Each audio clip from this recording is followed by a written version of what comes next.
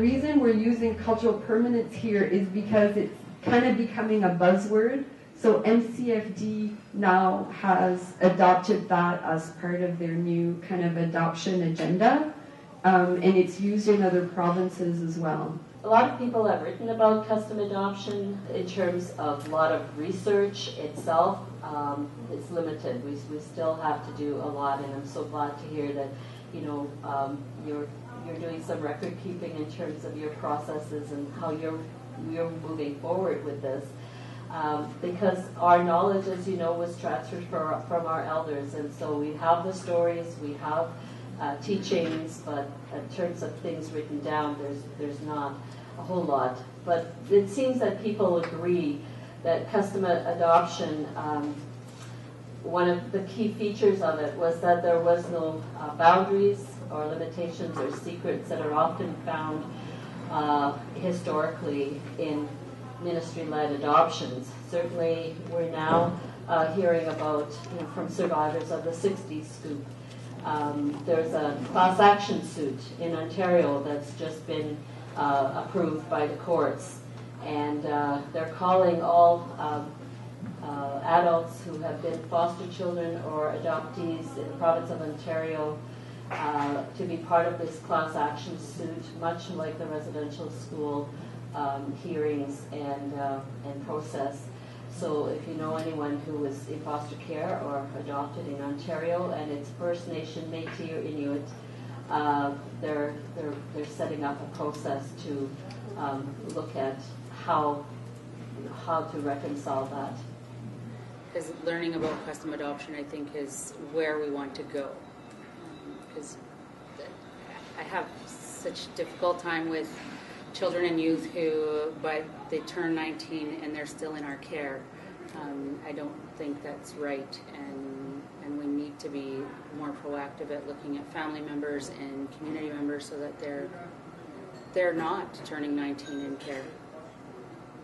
Probably you know that now there's legislation saying that an Aboriginal child in care is supposed to have a cultural plan. But sometimes they're written down on a paper, they're put in the child's file, and then they're forgotten about it. How do we support children, first of all, as they grow? What are your customary laws when that child grows, you know, when they hit puberty, when they begin to grow into a young person? That cultural plan needs to be revisited. The second piece that we heard about is bringing in the foster family or the caregivers, the kins who are taking care of that child. How do we bring them into a cultural plan for that child? How do we support them in attending events, in working with an agency, in working with the knowledge holders in the community? And then the third one that we heard a lot about is poverty. How much of a barrier that is to having First Nations foster parents and adoptive parents. People talked about, you know, yes, it's part of my traditions to do it, but I'm stretched out. I have relatives, you know, staying on my couch. I have nieces and nephews crashing at my house. I don't have that extra bedroom to be approved.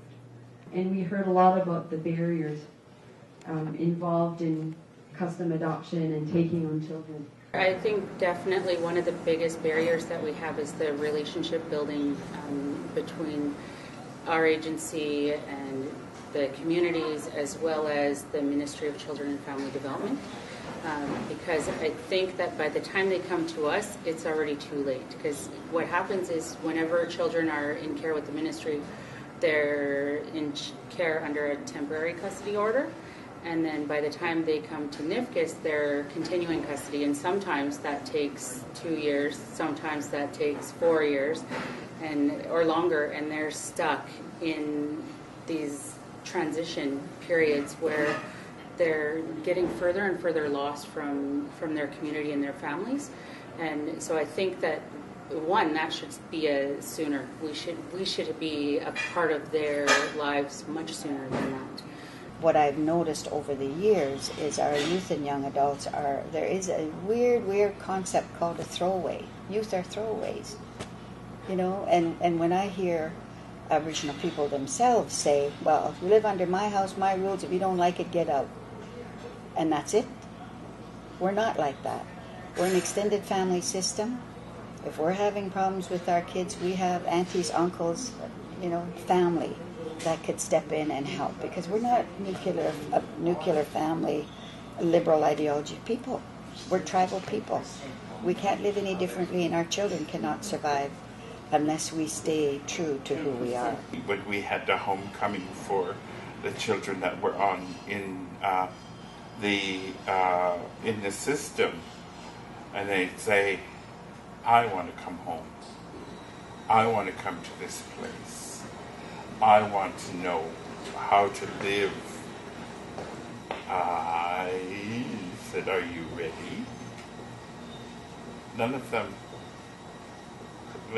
most of them said, no, we're not ready yet.